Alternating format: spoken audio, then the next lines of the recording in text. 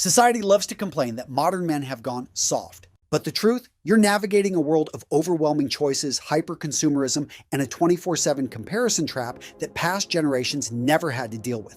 Being a man today isn't easy, but that isn't an excuse to settle for mediocrity. If you're tired of feeling like you're falling behind, it's time to build yourself up. In today's video, we're breaking down the key steps on how to become a better man. We'll cover how to forge a resilient mindset, the daily habits that will transform your finances and health, and the lost art of earning and showing true respect.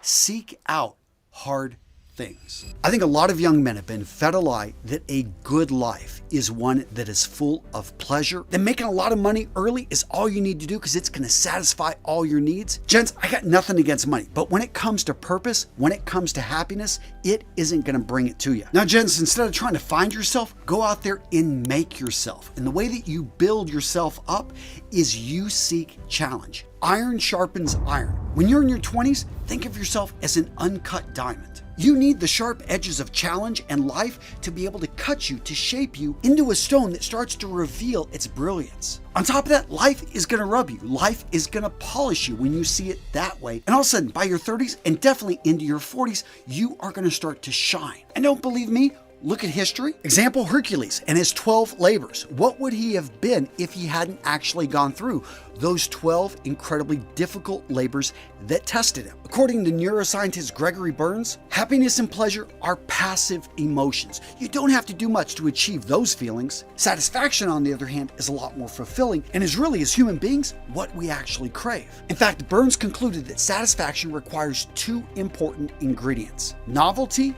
and challenge, which makes perfect sense because when are you happiest? Whenever you're mastering something new. And remember that happiness is a byproduct from the satisfaction of the hard work and effort you've put in.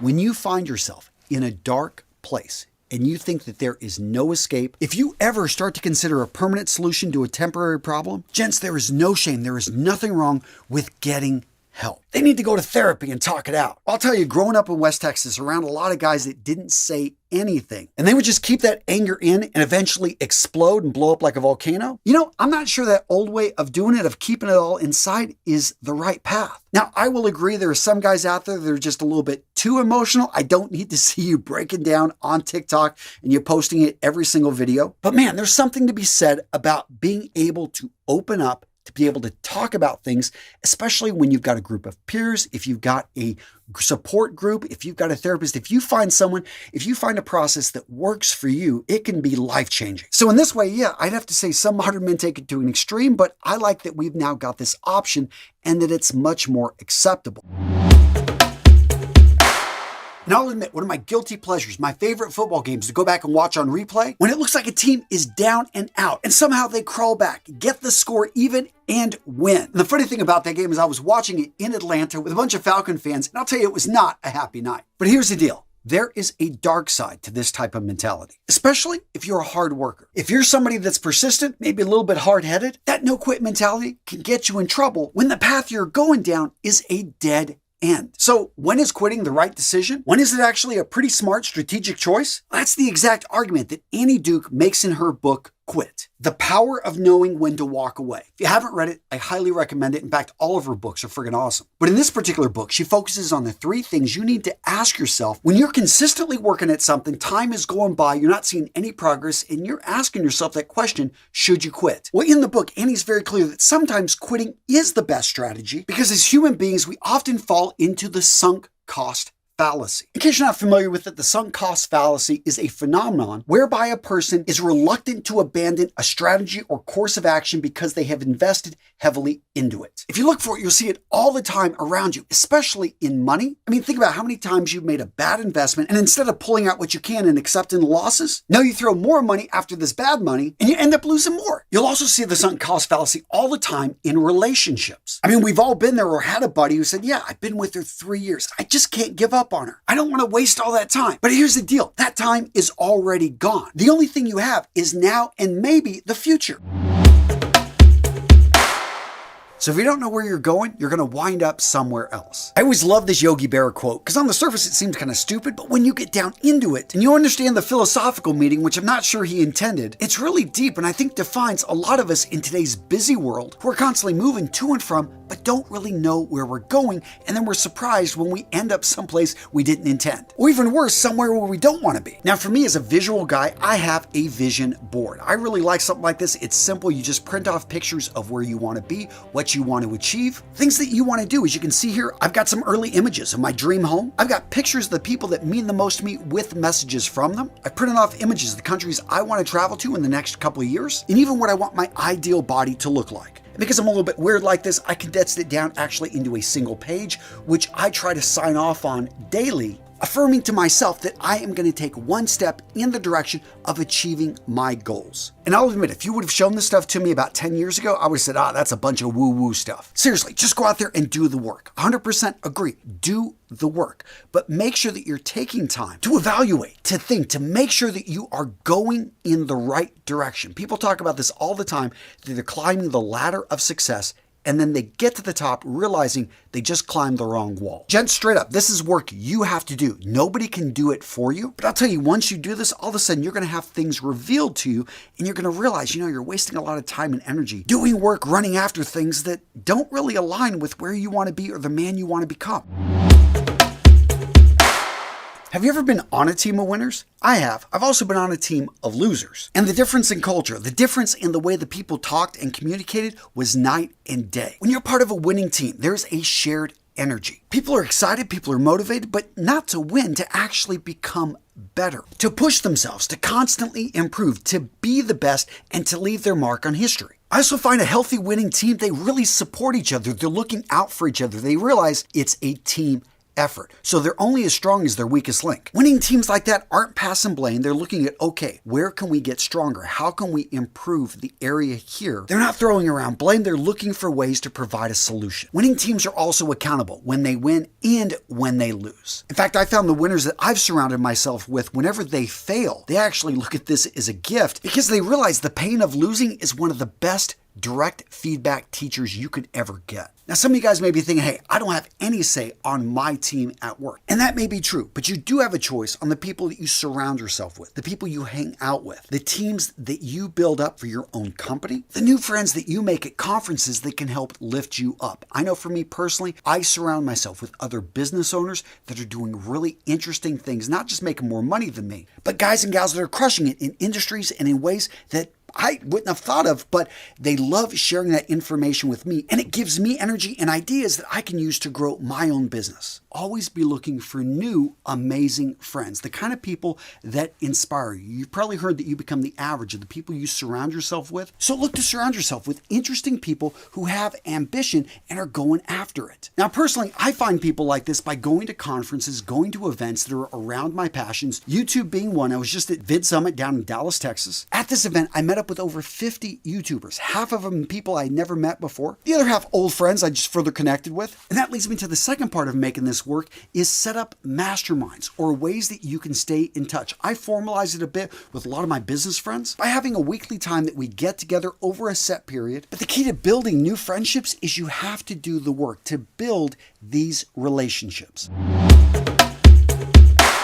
There are tons of free resources out there, and if you are very good at holding yourself accountable, then awesome, you can skip this step. But for the rest of us mere mortals, me included, I find that when I put a bit of money down, it's a great, hey, I got skin in the game, I am serious about this, and I take action because I don't want to feel like an idiot having wasted this money. And that could be $20 for a book, $100 for an online course, maybe $500 for an interactive course, maybe a few $1,000s for a coach. And yes, I've spent that much money on coaches. In fact, I had one coach, it was $1,500 an hour. The reason I paid that kind of money is because this guy was in Silicon Valley. He had worked with billionaires. This guy was in his late 60s, 20 years ahead of me, and I wanted his perspective on certain problems and issues I was dealing with, not only in business, but just simply in life. Now, this guy's time was super valuable. He had already made his fortune, but the reason he was doing this, the reason he even charged what he did, was that he wanted the people he worked with to be not only at a certain level, but to bring their A game, not to waste his time to do all the homework I needed to do before our meeting and to show up and be fully present. Not answering emails or having my mind wander off. No, I was fully present because I'm paying $25 a minute. But again, I'm not even saying you got to spend $25 total. However, you need to respect the person that's holding you accountable. So if you can find that person in your church, at your gym, at your coffee shop, or in your social circles, wherever that person may be, make it happen. Because I'm telling you, when you've got accountability, magic happens. Really quick, a lot of guys make a mistake. They think that just watching a video like this on YouTube is somehow going to make them an expert. Straight up, gents, you have to take this information and put it into action. And one of the best ways to motivate yourself to take action is to put yourself in a community, in a group of like-minded warriors, taking steps to improve their image, their presence, their presentation, and you can find all of that over at our community at school.com/RMRS. Over in our school community, we've got detailed classes, we host challenges, and you can meet and engage with like-minded men taking steps on a daily basis to become their best self. So gents, instead of saying someday, how about you say day one and join our community? I'm putting the link down in the description, in the comments, or you can just go directly to school.com/RMRS. You need to write everything down in a green notepad. We didn't call it the journals. It was like everyone that was anyone had a green notepad in the Marine Corps. There was just too much information as an officer that you had to keep track of. And this was key, being able to get all of my in one place on one page and every single day tracking what needed to be done. In addition, another benefit for writing things down, especially in front of people that are talking to you, that are giving you things that need to get done, you are instilling confidence in them that it's actually going to get done because you're putting it right there on paper. So many times I've asked people to do things that are a little bit complicated and you wonder, is this person even listening to me? Are they getting all the details? When you're going through and you're writing things down, people know that you're paying attention. Next up, let's talk about reading labels. So the other day I'm in the store and I'm looking just simply for some barbecue sauce. You start reading the back of this, pretty much every barbecue sauce I looked at had high fructose corn syrup. Now, if you don't know what that is, look it up. But it really shouldn't be in barbecue sauce because it doesn't add to the flavor. It just makes you fat. And that's the thing, gents. You got to take responsibility for everything that goes into your mouth. And the earlier you start, the easier it is. Yes, I know in your early 20s, you're active, you've got a great metabolism, but by the time you're in your late 20s, definitely by the time you're in your 30s, it's going to show if you aren't watching your diet. And right with that, I'm going to say stop drinking soda. There's really no benefit. Maybe treat yourself once a month, once every 2 months. View it as what it is, dessert. I remember the aha moment came to me when I saw this ad. It was Coke being poured into a glass, and as it hit that glass, it turned into liquid fat. That led me researching how much sugar is in a single bottle of Coke and realizing, I'm basically drinking liquid fat that's going to do nothing for giving me the body I want to maintain. And right with that, stop drinking alcohol. I know some of you guys are like, Antonio, that's just never going to happen. Here's the deal. How many times have you made great decisions while under the influence? Well, you may have a few. I didn't have any. In fact, the 2 times I was arrested, it was because of public intox, drinking. In one case, I almost died. Yeah, seriously, I used to climb radio communication towers, and when I got drunk one night, I was 22, I was back from Marine Corps training. I thought it would be smart to climb this tower out next to the bar, and the police couldn't get me off, so they called the fire department, and then the police took me right to jail. But before they did, in my mind, I was thinking, man, I could probably just run off this roof, jump, and grab a tree, and I had these crazy ideas of escape in my mind, which looking back, I'm like, I'm so happy I didn't do this because I probably would have died. Oh, and another big advantage to cutting out Pepsi, to cutting out drinking, every time you go out, when you're just drinking water, you are the cheap date. Seriously, gents, I started saving so much money when I cut these drinks out of my diet.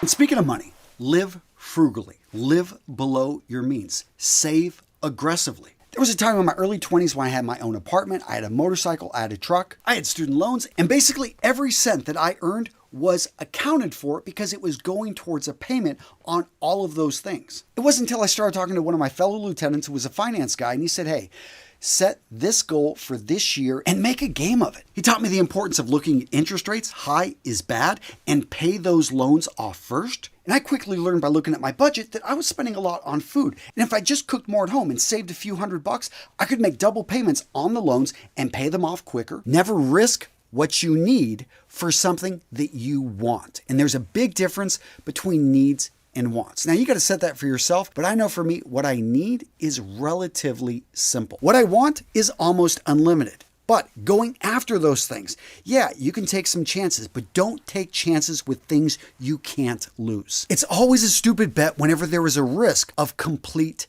failure. It's like Russian roulette. No matter how much you can win, that small chance you have to lose, when you lose everything, it just makes the bet never worth it. Now, speaking of needs versus wants, your needs, those are the basics. For me, I always think I just simply need my vehicle. I want my family. I want my kids healthy. But yeah, if we had to go live with my mother, we would make it work. But here's the thing about wants. You don't have to justify to anybody what you want and what you're going to go after. Be honest. Speak straight. Tell people what's on your mind, in particular, other guys. Thing with men is that we oftentimes just mean what we say, and we say what we mean, unless you don't. And those times you don't, when you're trying to beat around the bush, you're trying to watch out for somebody else's feelings. Here's the deal, is that guys want to be straight up with each other. Have you ever had friends? I remember getting in fights with people, not really bad fights, but it was something that you'd push people around. You would have a little bit of a physical confrontation, and then all of a sudden you're drinking beer, hanging out with that guy because you got it out there.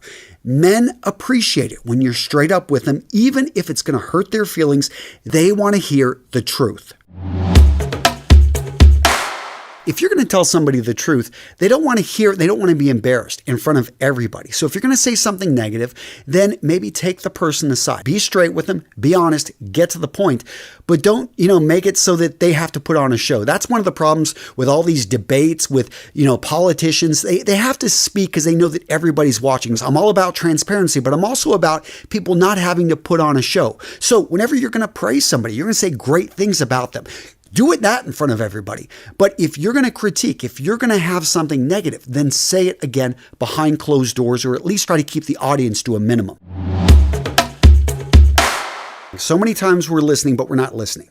We are just waiting for our turn to speak. We want to jump in there and sound smart. How about you actually take a step back and listen to what that person's saying so that you could repeat it back? In fact, don't be afraid to say, oh yeah, this is a great point. And that's a good way to show that you are actually listening to this other man, that you ask questions. You ask him to go into more detail about a particular thing that he said. Now, the opposite of this is trying to multitask, checking your phone, texting somebody while you're listening to somebody. You're not listening to them. You're doing multiple things. You're not really doing any of them well. Give people your full attention. Don't pull off that phone. In fact, if you're going to have a meaningful conversation, perhaps turn off the phone. Make no your default answer. In fact, 19 out of 20 times, you should probably be saying no to opportunities, especially as you become busier, as you become more successful. Anyone that has kids know what I'm talking about. You just have to start saying no to things because you've got to be there for the people that are important. You're saying no to plenty of good opportunities, and that frees you up to be able to say yes to amazing opportunities when they come up. Actually expand on why you're telling somebody no. And this is someone, if you've spent a bit of time with them, they've given you that pitch for 30 minutes about why they want you to join their startup, about why they want you to come work with their company, about, why they want you to join whatever it is that they're doing. You want to say no to it? Give them the reason why. I often tell people, hey, I got 4 kids, I've got 3 businesses, and I have a wife. I want to spend time with them. That's what's important. When you've got young kids, you have to make this a priority, because if you don't put barriers, if you don't put boundaries on what is acceptable and what is not, people are going to walk right past it. So make sure that you've got those boundaries up there. And when people push, let them know, hey, straight up, this is my priority. People understand, at least the right people do. When you see somebody doing something awesome, let them know that you're proud of them, that you're proud that that's your father, you're proud that that's your friend, you're proud to work with that person. What does it cost you? And it gives them, it just makes somebody, wow, they're proud of me. Because you just don't hear it very often. So be very liberal with throwing out the word proud if you see it. Be someone that gives compliments, that says nice things, encouraging things to other people. Because believe me, not enough people hear it.